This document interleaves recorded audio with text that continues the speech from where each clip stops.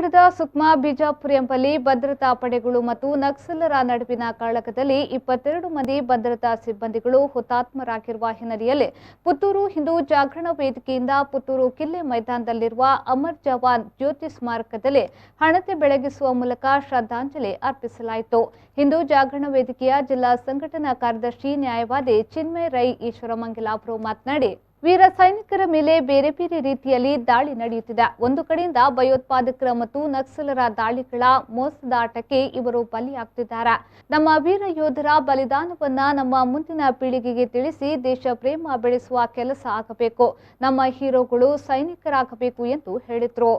ಇಡೀ ನಮ್ಮ ದೇಶದ ಸೈನಿಕರು ತಮ್ಮ ಮನೆಯನ್ನು ಬಿಟ್ಟು ತಮ್ಮ ಕುಟುಂಬವನ್ನು ಬಿಟ್ಟು ತಂದೆ ತಾಯಿ ಹೆಂಡತಿ ಮಕ್ಕಳನ್ನೆಲ್ಲರನ್ನು ಬಿಟ್ಟು ದೇಶದ ರಕ್ಷಣೆಗೋಸ್ಕರ ಈ ದೇಶದ ಇಂಚಿಂಚು ಮಣ್ಣು ಕೂಡ ಯಾವುದೇ ಕಾರಣಕ್ಕೋಸ್ಕರ ಪರಕೀಯರ ವಶ ಆಗಬಾರ್ದು.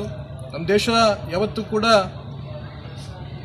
ವೀರ ನಾಯಕರ ಮತ್ತು ವೀರ ಸೈನಿಕರ ಆ ಒಂದು ವೀರ ಹೋರಾಟದ ಫಲವಾಗಿ 1947 ಆಗಸ್ಟ್ 14ರಂದು ಸ್ವಾತಂತ್ರ್ಯ ಹೊಂದಿದ ನಂತರ ಹಲವಾರು ರೀತಿಯ ನಮ್ಮ ದೇಶದ ಮೇಲೆ ದಾಳಿಗಳಾಗಿದ್ರೂ ಕೂಡ ಅವುಗಳೆಲ್ಲವನ್ನ ಮೆಟ್ಟಿ ನಿಂತು ನಮ್ಮ ದೇಶವನ್ನು ರಕ್ಷಣೆ ಮಾಡಿರುವಂತಹ ಹೆಗ್ಗಳಿಕೆ ವೀರ ಸೈನಿಕರಿಗೆ ಸೇರ್ತದೆ.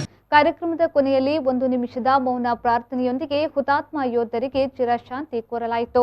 ನ್ಯಾಯವಾದಿ ಆದರ್ಶ ರೈ, ಹಿಂದೂ ಜಾಗರಣ ವೇದಿಕೆಯ ತಾಲೂಕು ಪ್ರಧಾನ ಕಾರ್ಯದರ್ಶಿ ಅವಿನಾಶ್, ನಗರಾಧ್ಯಕ್ಷ ಪುಷ್ಪರಾಜ್ ದರ್ಬೆ, ತಾಲೂಕು ಸಂಪರ್ಕ ಪ್ರಮುಖ ದಿನೇಶ್ ಪಂಚಿಕಾ, ಮಾತೃ ಸುರಕ್ಷಾ ಪ್ರಮುಖ ಸ್ವಸ್ತಿಕ್ ಸರ್ವೆ ಮೊದಲಾದವರು ಉಪಸ್ಥಿತರಿದ್ದರು.